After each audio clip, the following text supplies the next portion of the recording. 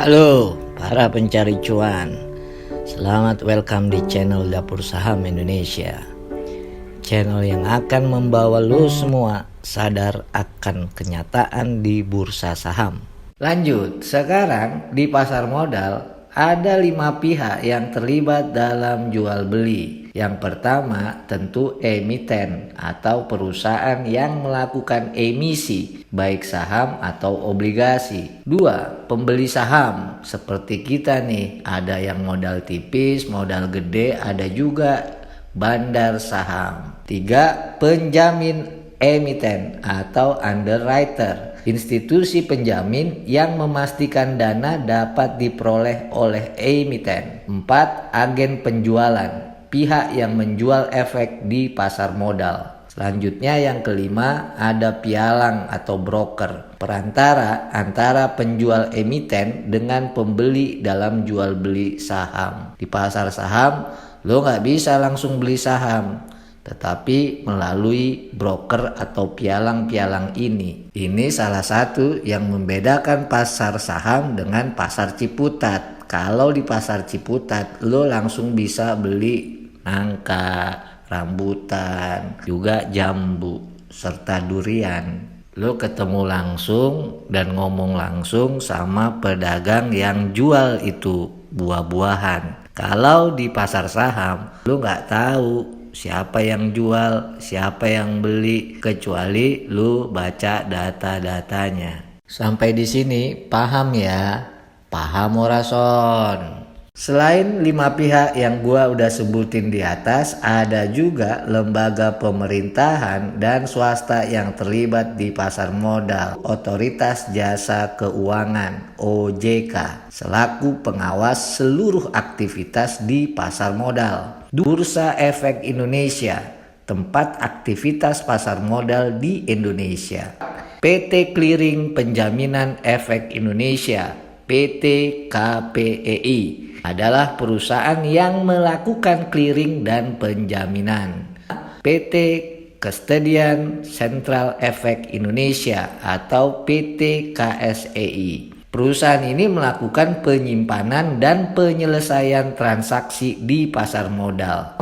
PT Penilai Harga Efek Indonesia atau PT PHEI, perusahaan yang menilai harga efek bersifat utang dan sukuk untuk menetapkan harga pasar yang wajar. Ingat ya, lo bisa membeli saham lewat perusahaan efek, perusahaan sekuritas yang udah mendapat izin dari OJK. Mengapa harus melalui perusahaan sekuritas? Karena jual beli saham dilakukan melalui proses pencatatan dan administrasi. Karenanya kita memberikan biaya fee kepada perusahaan sekuritas yang kita gunakan saat kita membeli dan juga menjual saham di bursa efek. Gue bisa nyontohin 5 broker saham yang telah mendapat izin dari OJK berikut fee jual dan fee belinya. Mirai Aset Sekuritas kodenya YP, fee beli 0,15%, fee jualnya 0,25%. BNI Sekuritas, kodenya NI, fee beli 0,17% dan fee jualnya 0,27%. BCA Sekuritas, kodenya SQ.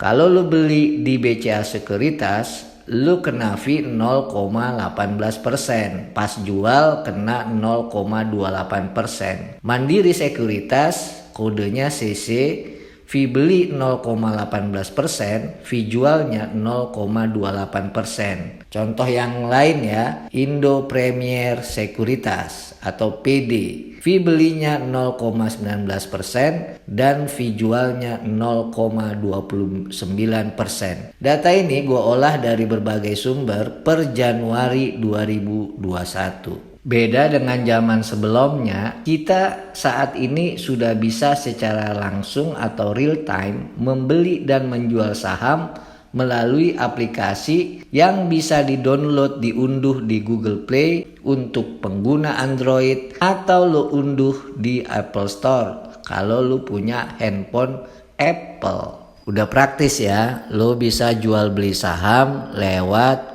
telepon genggam lu. Supaya lu semua bisa masuk ke bursa saham, lu harus terlebih dahulu membuka rekening dana nasabah RDN atau dikenal juga rekening dana investor RDI di perusahaan sekuritas. Proses membuka rekening RDN atau RDI sama seperti kalau lo mau buka rekening di bank. Syaratnya antara lain kartu tanda pengenal penduduk KTP, nomor pokok wajib pajak NPWP, bisa juga menggunakan NPWP pasangan, istri atau suami lo. Rekening tabungan yang sudah lo miliki sebelumnya. Contoh, untuk membuka RDN di Indo Premier, lo harus punya rekening tabungan di Bank BCA. Atau jika lo mau membuka RDN di BNI Sekuritas, lo mesti membuka rekening tabungan di Bank BNI terlebih dahulu. Setelah rekening RDN atau RDI lo jadi, lo langsung bisa melakukan transaksi jual beli saham di Bursa Efek.